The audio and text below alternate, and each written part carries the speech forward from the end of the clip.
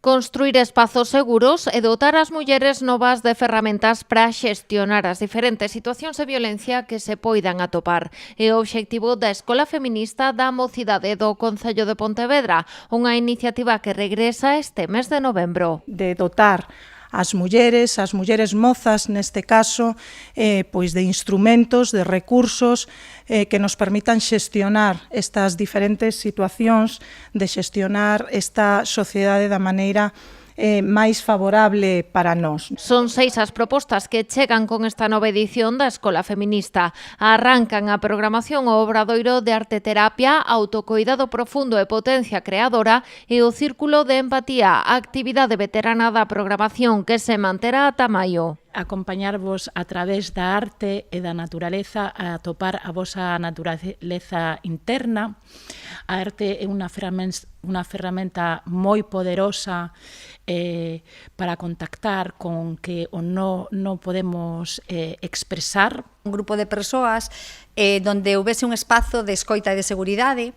Entón, ali, pois están benvidas todas as persoas que queiran acompañarnos, que precisen de un grupo para falar. Facemos un montón de cousas, facemos dinámicas, conversamos, nos escoitamos, nos abrimos.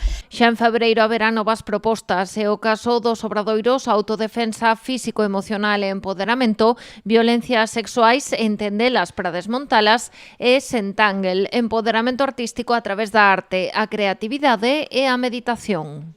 Está ideado desde unha perspectiva feminina para as mulleres do día a día, onde se darán conta de moitas cousas de sí mesmas de maneira doce e indirecta. Un espacio donde las personas en el taller pueden sentirse, crear como una desconexión de las exigencias, de las prisas, de estar siempre pendientes y dispuestas. Este ano do deseño do cartel encargouse a artista Maritza Bertolini. Para a Escola Feminista preparou unha peza bordada cunha casa representando a escola como elemento central. Aproveitou tamén para apuntar o poder reivindicativo do bordado neste tipo de espazos. Que el bordado sí, que durante muchos años se le ha puesto como este concepto de que es una cosa doméstica, es una cosa solo para mujeres, y creo que con los años está cambiando un poco porque también es un símbolo de resistencia usar esta misma herramienta en estos espacios feministas y usarlo para reivindicar. Os obradoiros están dirixidos inicialmente a persoas de 15 a 35 anos. Os formularios de inscripción para as diferentes actividades xa están dispoñibles na web apuntate.pontevedra.gal.